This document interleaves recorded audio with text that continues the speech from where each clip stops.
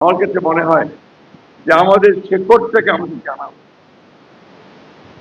আমরা 1971 সালে একটা স্বাধীনতা যুদ্ধ করি।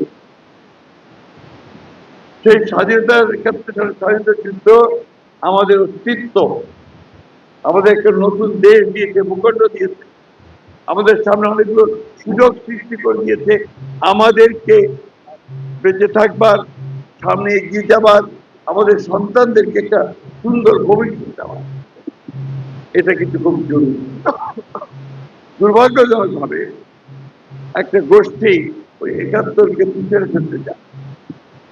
71কে পিছনে ফেললে আমি আমার অস্তিত্ব চর্চা করব। সেই জন্যই আমি সবসময় এই কথা জীবন গলায় করি। 71 হচ্ছে আমার মূল অস্তিত্ব, এটাকে নিয়েই আমাকে দিতাম। এখানে আমরা ওই 1971 সালে হিন্দু মুসলমান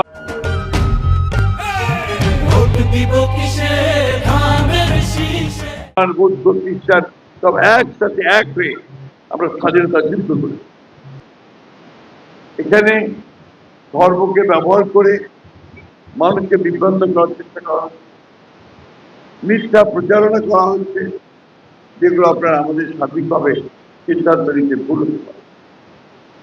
প্রিয় ভাই বোনেরা, নির্বাচন একটা 5 বছর একটাই আছে, আর যে ভোট আমরা দিই এই ভোটকে কিন্তু বলা হয় পবিত্র আমানত। আমরা বলি আমানত। এটাকে আমাদের ধর্মের ভাষায় বলে এটাকে খেয়ানত করা উচিত না, অর্থাৎ এটা নষ্ট করা উচিত। আমরা সেই ব্যক্তিকেই ভোটটা দিব যে ব্যক্তি সঠিকভাবে সেই ভোটের মর্যাদা রক্ষা করবে। এটা একটা ইম্পর্টেন্ট ব্যাপার যে আপনারা যে ভোটটা দেবেন নিজের বিবেচনায় সঠিকভাবে ভোট দেবেন। কারণ বিভিন্ন ভোটের সময় মানুষ বিভিন্নভাবে মানুষকে বিভ্রান্ত করে। আপনার কাছের লোকটাকেও চিনতে ভুল বুঝায় বিভিন্ন হবে। দুর্ভাগ্যজনক ভাবে আমাদের ঠাকুরগাতেও সেই কাজ